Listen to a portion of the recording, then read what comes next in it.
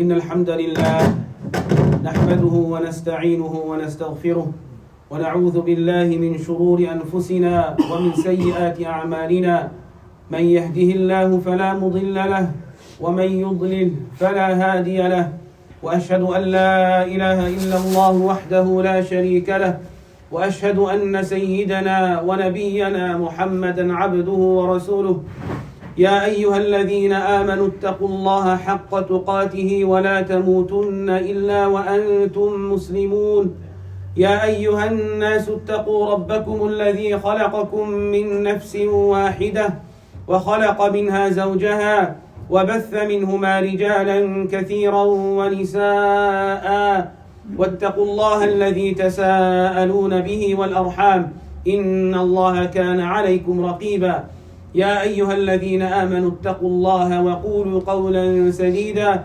يصلح لكم أعمالكم ويغفر لكم ذنوبكم ومن يطع الله ورسوله فقد فاز فوزا عظيما فإن أصدق الحديث كتاب الله وخير الهدي هدي محمد صلى الله عليه وسلم وشر الأمور محدثاتها وكل محدثة بدعة وكل بدعة ضلالة وكل ضلالة في النار أما بعد فاتقوا الله يا عباد الله حق التقوى وراقبوه في السر والنجوى واستمسكوا من الإسلام بالعروة الوثقى.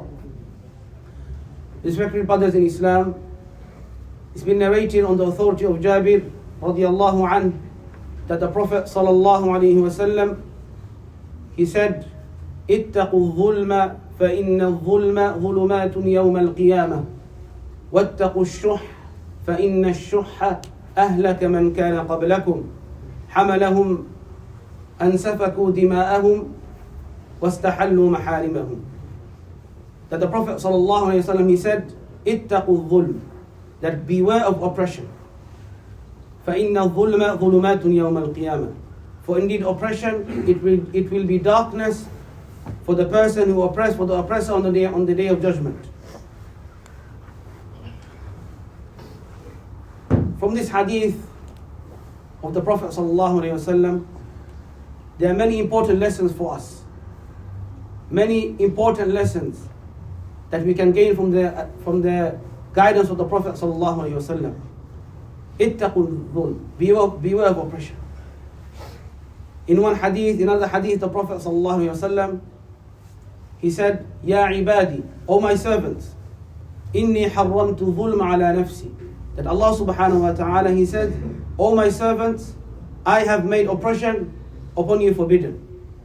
فَلَا تَظَالَمُوا, so do not oppress one another.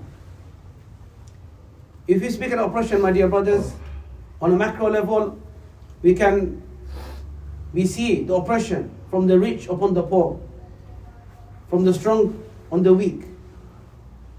This is oppression that we see. But if we were to speak about oppression on a more personal level, in our own personal lives, how many times have we oppressed those who are close to us? How many times have we oppressed our spouses, our children, our own parents, through our words, through our tongues, through our limbs, the way we interact with them, by not giving them their rights, when Allah subhanahu wa ta'ala has placed responsibility upon us. That we have a right, that our parents have a right upon us, our children have rights upon us, our spouses have rights upon us. And this is what the ulama, they mentioned, that dhulm wa wad'u shay fi ghayri mawdi'i. That oppression, they said that it is putting something in its wrong place. This is the linguistical meaning of oppression. That when a person does not give the rights to something that Allah subhanahu wa ta'ala has placed a responsibility upon him. And in the same hadith, the Prophet ﷺ warned us from two characteristics, from two things, oppression and ash-shuh, wattaqu ash-shuh, and beware of miserliness, beware of stinginess. فَإِنَّ الشُّحَّ أَهْلَكَ مَنْ كَانَ قَبْلَكُمْ. For indeed, oppression And miserliness destroyed those who came before you. What is miserliness? He came in the scholars have mentioned that when Allah subhanahu wa ta'ala, when a person does not spend from his wealth that which Allah subhanahu wa ta'ala has made obligatory upon him to spend upon. For example, a person, we know that Allah subhanahu wa ta'ala has obligated upon every individual when his wealth has reached the nisab, the level that zakah is obligated upon him. And a person refuses to pay zakah, this person is known as a miserly person.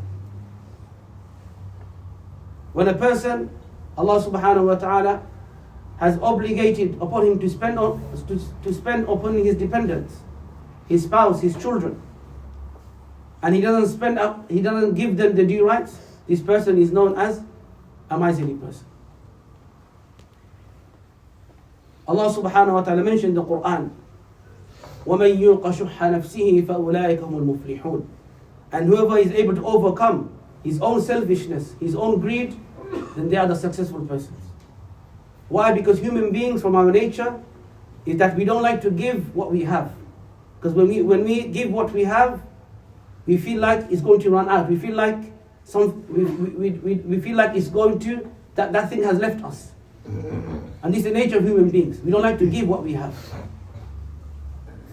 And Allah subhanahu wa ta'ala in the Quran mentions this.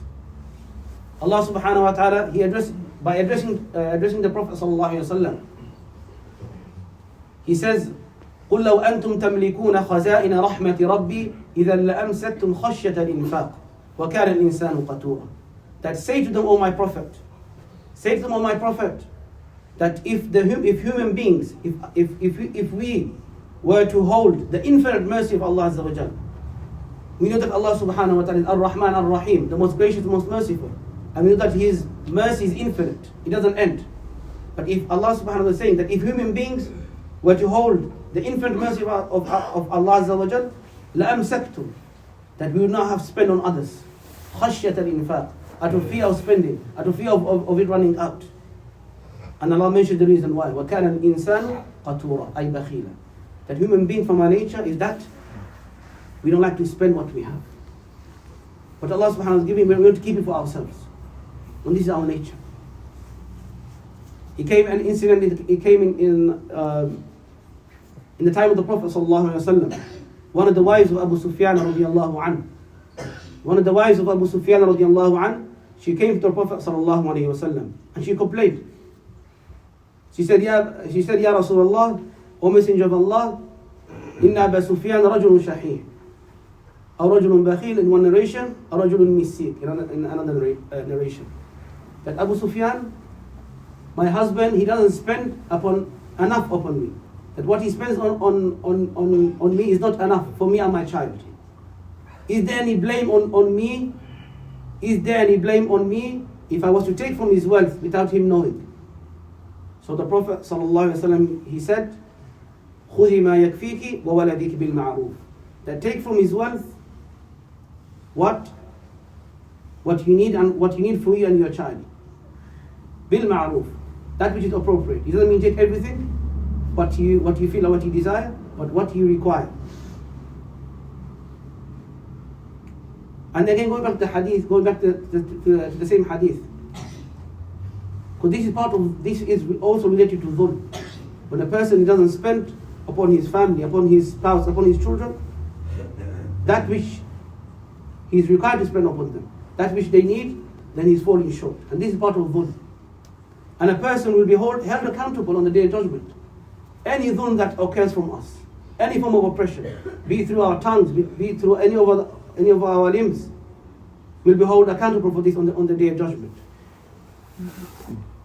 When you look at what the events that has recently happened around the world in the Muslim Ummah, in Ash-Sham, Harrasaha Allah, may Allah protect it, where the Muslim Ummah was relieved from one of the biggest tyrants, a tyrant that oppressed his people, that stole from his people, that tortured his people.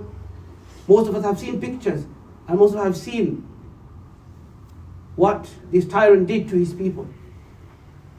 In the prisons, on how people were tortured to death. What happened to our sisters in prison? This dhulm. Do you think, and how this, we've seen how Allah subhanahu wa ta'ala humiliated him, how he ran from the country that he thought that he will never lose the authority over. And Allah mentions, the Prophet mentioned in a hadith, when Allah subhanahu wa ta'ala wants to take a zalim away from the earth, He will take him in such a way, to humiliate him. And this is a lesson for us as well. This is a lesson for us. That oppression, Allah subhanahu wa ta'ala, He Himself, وَمَا رَبُّكَ بِظَلَّامٍ لِلْعَبِيدِ, that Allah subhanahu wa ta'ala, He doesn't oppress His servants. And we mentioned the hadith, يَا عِبَادِ إِنِّي حَرَمْتُ ظُلْمَ عَلَى نَفْسِي, that Allah subhanahu wa ta'ala has made oppression forbidden upon Himself. How can you oppress others?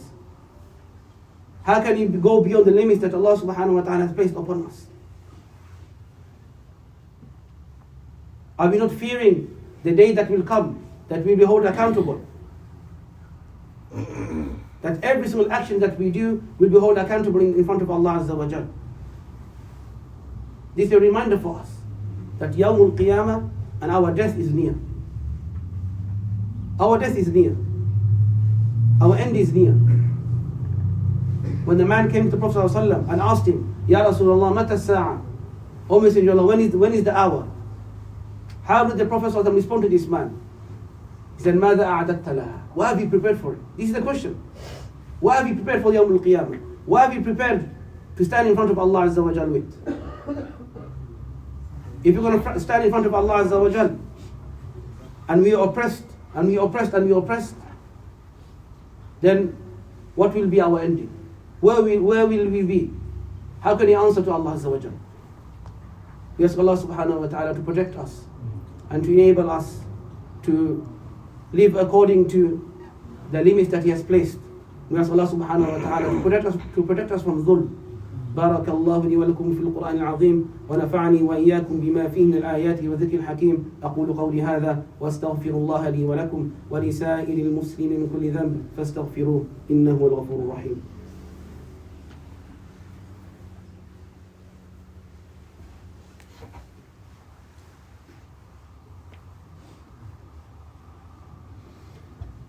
الحمد لله على إحسانه والشكر له على توفيقه وامتنانه وأشهد أن لا إله إلا الله وحده لا شريك له تعظيما لشأنه وأشهد أن سيدنا ونبينا محمدا عبده ورسوله. اللهم صل على محمد وعلى آل محمد كما صليت على إبراهيم وعلى آل إبراهيم إنك حميد مجيد. اللهم بارك على محمد وعلى آل محمد كما باركت على إبراهيم وعلى آل إبراهيم إنك حميد مجيد. أما بعد. In the first khutbah we discussed the statement, the hadith of the Prophet sallallahu alaihi wasallam, ittaqu dhulm, that beware of oppression, فإن الظلم ظلمات يوم القيامة, that oppression will be darkness for the oppressor on the day of judgment. واتقوا الشح, and beware of miserliness. فإن الشح أهلك من كان قبلكم, for indeed miserliness destroyed those who came before you, that it made them spill the blood of others. وَاسْتَحَلُّوا مَحَارِمَهُمْ, and they made things halal which Allah subhanahu wa ta'ala had made prohibited. He came in a hadith of the Prophet sallallahu alayhi wasallam on the authority of one of his wives, Salama radiallahu anha, that the Prophet sallallahu alayhi wasallam, he never left her house except that he would leave the house and he would look towards the sky and he would make a specific dua. And this dua, the Prophet sallallahu alayhi wasallam used to recite every single time that he would leave the house of Salama radiallahu anha.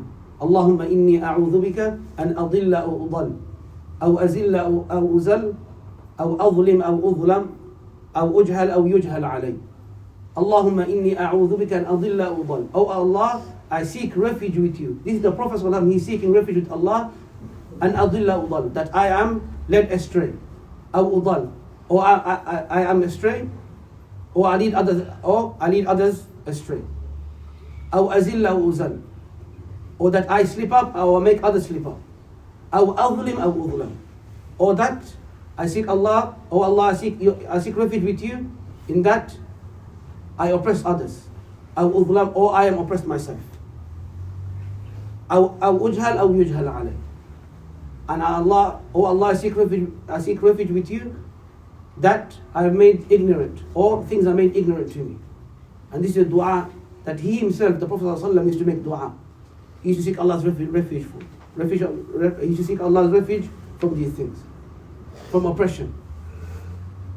From being led astray. So if this is the Prophet ﷺ, how many times are we asking Allah subhanahu wa ta'ala to protect us from ourselves from oppression? From being led astray. From leading others astray. We ask Allah subhanahu wa ta'ala to rectify our affairs. We ask Allah subhanahu wa ta'ala to make us from the best of His ummah. ثم اعلموا أن الله أمركم بالصلاة والسلام على نبيه فقال في محكم التنزيل إن الله وملائكته يصلون على النبي يا أيها الذين آمنوا صلوا عليه وسلموا تسليما وقد قال صلى الله عليه وسلم من صلى علي صلاة واحدة صلى الله عليه بها 10 اللهم صل على محمد وعلى آل محمد كما صليت على إبراهيم وعلى آل إبراهيم إنك حميد مجيد اللهم بارك على محمد وعلى آل محمد كما باركت على إبراهيم وعلى آل إبراهيم إنك حميد مجيد وارض اللهم عن خلفائه الراشدين الذين قضوا بالحق وبه كانوا يعدلون أبي بكر وعمر وعثمان وعلي وعن سائر الصحابة أجمعين وعنا معهم بجودك وكرمك يا أكرم الأكرمين اللهم أعز الإسلام وانصر المسلمين اللهم أعز الإسلام وانصر المسلمين وأذل الشرك والمشركين ودمر اللهم أعداءك أعداء الدين واحمي حوزة الإسلام يا رب العالمين اللهم إنا نعوذ بك أن نضل أو نضل أو نضل أو نزل أو نزل أو نظلم أو نظلم أو نجهل أو يجهل علينا يا رب العالمين ربنا آتنا في الدنيا حسنة وفي الآخرة حسنة وقنا عذاب النار ربنا ظلمنا أنفسنا وإن لم تغفر لنا وترحمنا لنكونن من الخاسرين ربنا ظلمنا أنفسنا وإن لم تغفر لنا وترحمنا لنكونن من الخاسرين عباد الله إن الله يأمر بالعدل والإحسان وإيتاء ذي القربى وينهى عن الفحشاء والمنكر والبغي يعظكم لعلكم تذكرون أقيموا الصلاة